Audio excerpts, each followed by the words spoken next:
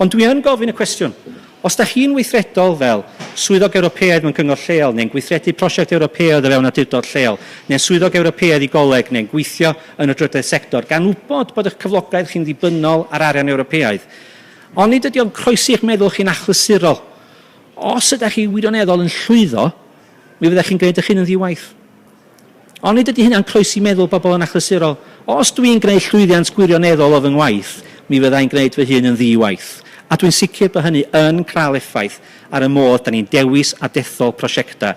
A dyna pam da ni'n cael prosiectau yn aml iawn sydd yn bwriadu yn dda iawn, ond yn llwyddo i wneud chydig iawn.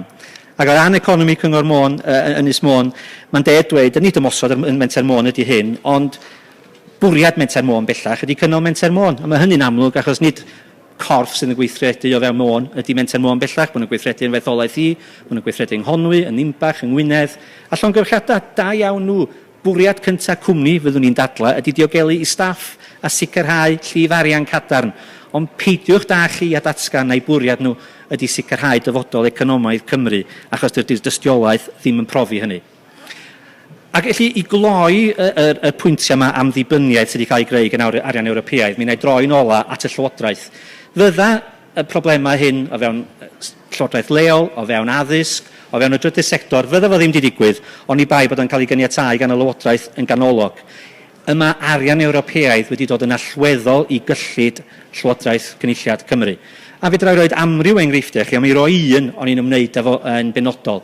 Am gyfnod maith dechrau y ganrif yma, mi oedd cefnogaeth i fusnes yng Nghymru yn cael ei ddarparu gan y Cynulliad, a hynny efo grant sylweddol Ewropeaidd trwy gyfrwng Business Connect.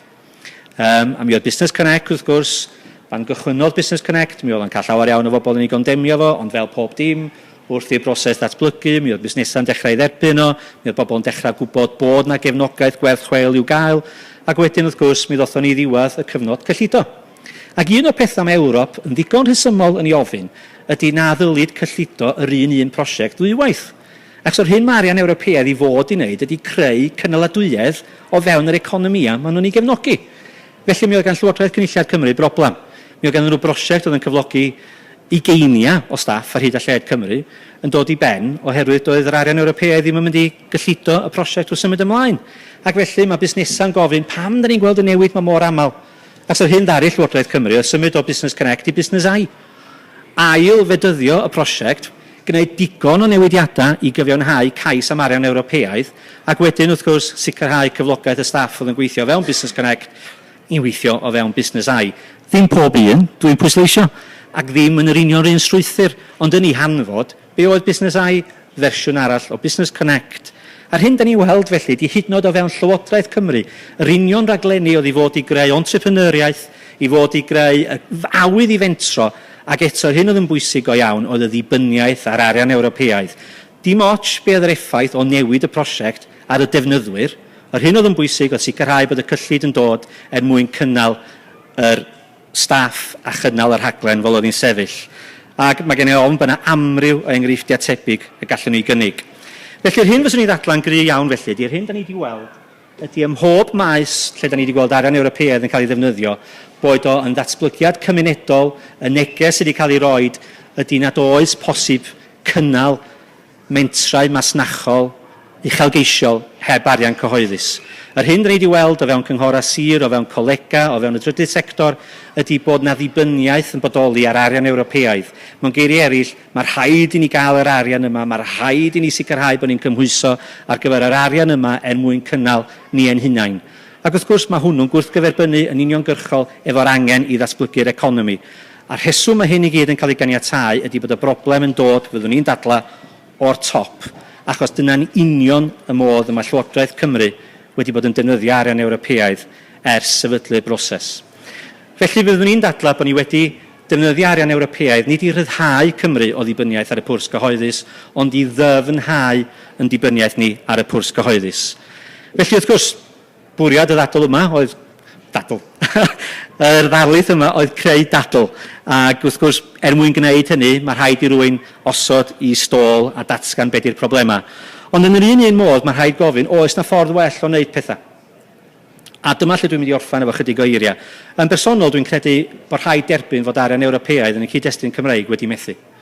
A dwi'n wirioneddol yn meddwl, cyn cychwyn datrys y broblem, mae rhaid derbyn fod na fethiant. Ac felly, hyn fyswn i'n ddadlan gry iawn ydy bod y pwynt wedi cyrraedd efallai lle da ni'n gofyn o ddifri a ddylid ail ystyried y modd da ni'n defnyddio Arian Ewropeaidd yn gyffredinol trwy Ewrop. Achos gweitha'r ffaith na nid darlith wrth Ewropeaidd ydy hon, mae o'n wir i ddeud bod Arian Ewropeaidd, arian amcan un enghraifft, arian datblygu rhanbarthol. Mae tua 70% o'r arian yn y gyllideb honno yn cael ei gyfrannu gan ledydd sef o GDP uwchlaw 90% o'r cyfartaledd Ewropeaidd, ac yn cael ei ddosbarthu nôl i ledydd sydd efo GDP o uwchlaw 90% o y cyfartaledd Ewropeaidd. Felly mae rheliw yr arian rhanbarthol yn cael ei gyfrannu gen Paris i Frwsel a cael ei drosglwyddo o Frwsel i Stockholm, neu'n cael ei ddarparu gen Lundain i Frwsel ac yn cael ei drosglwyddo o Frwsel i Frankfurt. Dyna mae 70% o arian Ewropeaidd rhanbarthol. Mae o'n mynd o ranbarthau efo dros 90% o GDP Ewrop i ranbarth arall efo dros 90% o GDP Ewrop. A'r hyn dwi wedi ddadla fel rhan o brosiect Fresh Start, sef corff o grŵp o aelodau seneddol ceidwadol sydd yn datgan bod angen edrych o'r newydd a sut mae cael Ewrop i weithio, ydy y dylid cyfyngu arian Ewropeaidd i'r gwledydd hynny sydd efo lefel o GDP o 75% neu lai o'r cyfartaledd Ewropeaidd. Rwan, dwi'n gweld y syth bod yna bobl yn dechrau poeni achos mae hynny'n golygu fel rhan o Brydain fydda Cymru ddim bellach yn denu arian Ewropeaidd. A'r rheswm dwi'n credu bod hynny bellach yn gam sy'n rhaid i gymryd ydy oherwydd bod ni wedi methu defnyddio arian Ewropeaidd. Achos y gwir ydy, o ddilyn y patrwm dwi'n ei awgrymu, sef cyfyngu cyfraniad Prydain i gronfeydd rhanbarthol, i'r cyfraniad hwnnw sy'n cael ei ddosbarthu i ledydd sef o GDP o llai na 75%, be da ni'n weld ydy fod y arbedion i'r trysorlus o ddeutu 4 biliwn yn flynyddol. Rwan, mae'r arian Ewropeaidd sy'n dod i Brydain tua 2.4 biliwn.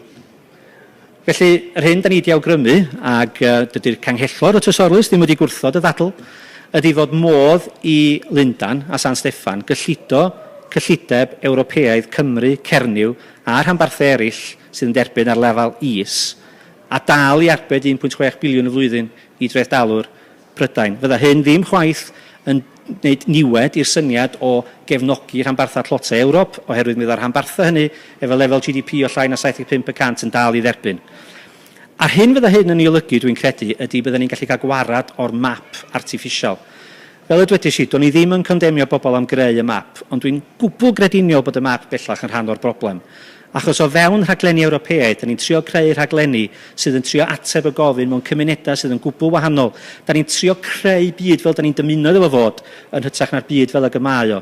Ac o gael rhaglen datblygu economaidd sydd yn bartneriaeth yn San Steffan a'r Cynulliad, efallai byddwn ni'n cydnabod na reality economaidd Cymru ydy nid gorllewin Cymru a'r cymoedd, ond coridor yr A55 a coridor yr M4, ac onid adeiladu ar yn cryfderau ddylan ni fod yn wneud mwyn datblygu'r economi.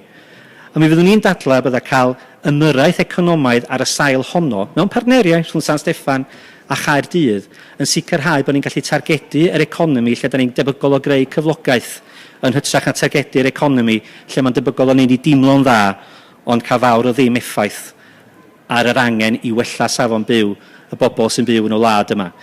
Ateb sydyn iawn ydy hwnna, dwi'n derbyn. Mae yna lawer iawn o waith i'w wneud. Ond y bwriad heddiw wedi dechrau'r ddadl. Mi ydyn ni yn mynd i gael arian Ewropeaidd am 6 mlynedd arall. Does gen i ddim math o hyder y bydd y sefyllfa economaidd yn well yn 2020 nag ydy o'n 2014.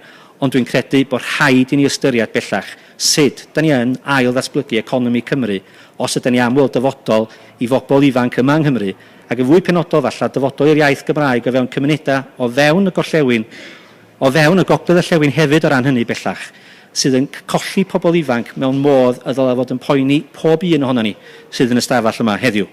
Felly, efo hynny o eiriau, dwi'n fwy na hapus o dderbyn faint fynnwch chi o gwestiynau, a diolch yn fawr iawn i chi am rando na i yn areithio ac efallai yn ymosod ar swyddi rhai ohonoch chi hefyd. Mae'n ddrwg gen i Carys.